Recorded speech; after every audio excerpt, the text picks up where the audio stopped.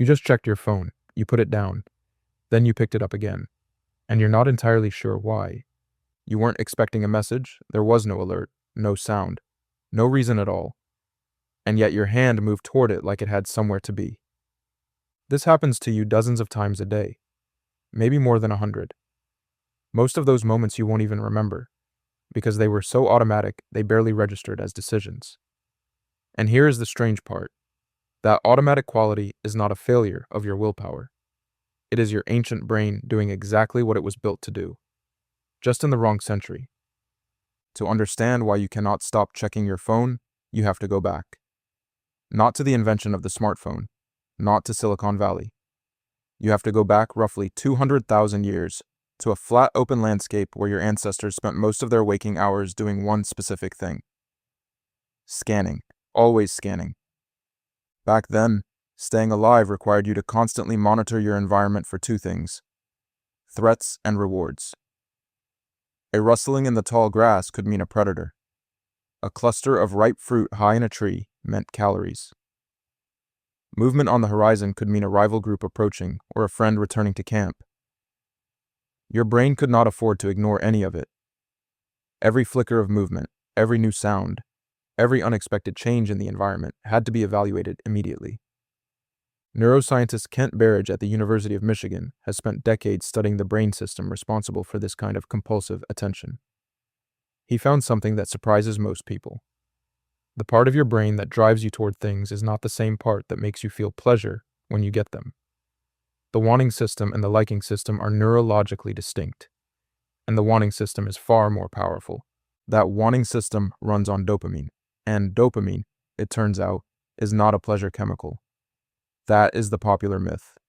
Dopamine is actually a signal of anticipation, of possibility.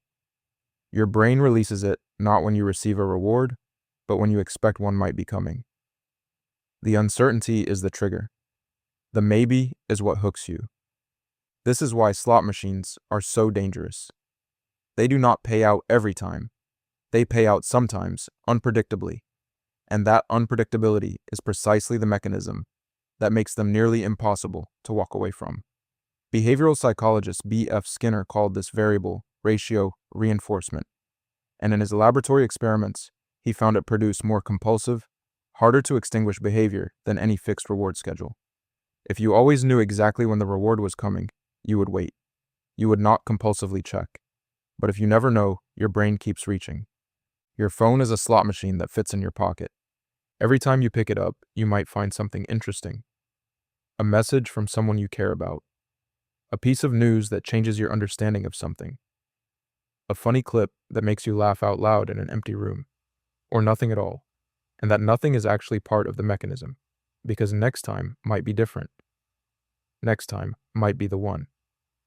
Your ancient brain cannot distinguish between scanning the savannah for movement and scanning your notifications for something new.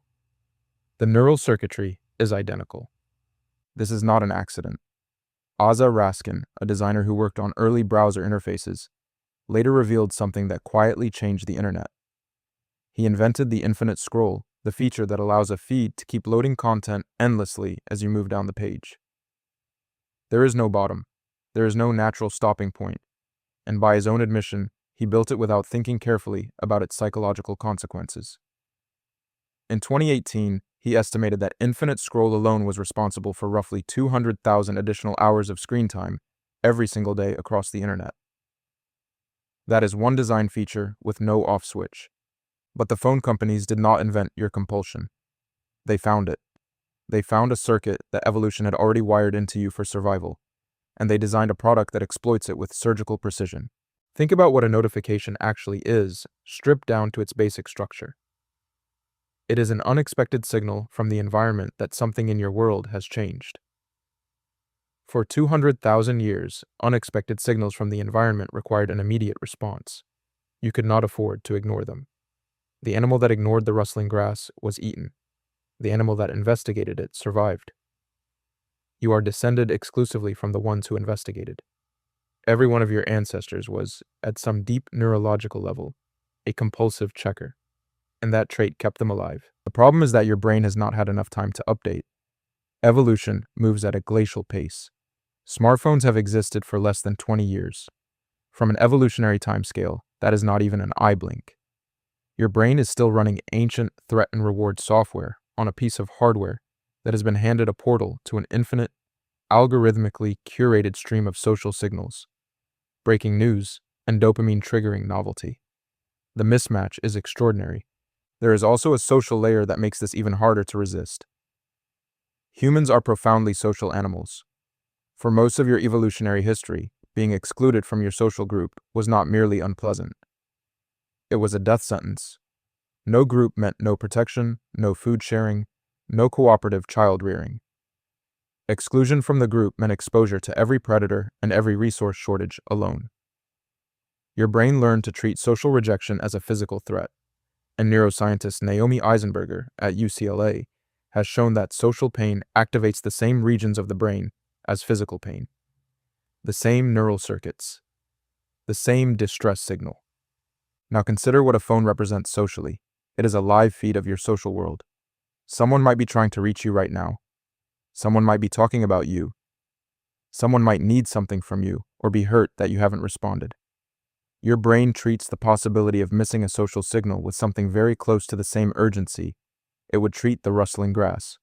Which is why, even when you are deeply engaged in something else, something important, something meaningful, part of your attention is still hovering near the phone. Psychologist Larry Rosen at California State University has studied what he calls techno-anxiety, the low-level unease that builds when people are separated from their devices. In one study, he found that the mere presence of a smartphone on a desk, even face down and silent, was enough to reduce available cognitive capacity in the people sitting near it. Not because they were using it, just because it was there. The brain was devoting background processing power to monitoring a potential signal source, exactly as it would monitor a potential threat or reward in the ancient environment. This is why turning the phone face down does not fully solve the problem, and why leaving it in another room actually does. Out of sensory range, the monitoring circuit relaxes. The dopamine loop quiets. Not because your willpower increased, because the trigger disappeared. But here's the reframe that changes everything. When you understand this mechanism, you stop blaming yourself. You stop framing your phone use as weakness or laziness or a lack of discipline. It is not. It is an ancient and exquisitely effective survival system encountering a stimulus it was never designed to handle. You are not failing to resist a temptation. You are a finely tuned survival machine being handed an instrument engineered by an industry with billions of dollars and thousands of engineers dedicated to one specific outcome: keeping you reaching. The question is not whether you have willpower. The question is whether your environment is designed for you or against you, because your brain responds to its environment automatically before thinking even begins. And the phone was designed to become an environmental trigger that fires that ancient circuit on demand. You cannot fully opt out of the mechanism. It is structural. It is in the architecture of your nervous system. But you can, with some deliberate effort, reshape the environment the mechanism is responding to. Put the phone in a drawer during dinner. Leave it charging in a different room at night. Turn off every notification that is not genuinely urgent. Not because this requires extraordinary discipline, but because it removes the trigger before the circuit fires. What you're doing when you do those things is giving your ancient brain permission to stop scanning. You are telling it, at the deepest possible level, that the environment is safe, that there is no rustling in the grass, that the reward is not just around the next scroll. And in those moments, something interesting happens. You look up. You notice the room you're sitting in. You hear the sounds around you. You have a thought that lasts longer than 4 seconds. That is not a minor thing. That is your nervous system returning to baseline. That is the version of you that existed before the slot machine arrived and found the perfect vulnerability. So tonight, when you reach for your phone and you're not sure why, you'll know why. Not because you're weak, because you're human, because 200,000 years of survival wiring just fired in response to a rectangle of glass engineered to make it do exactly that. The ancient scanner is still running. It just found a new savanna to watch.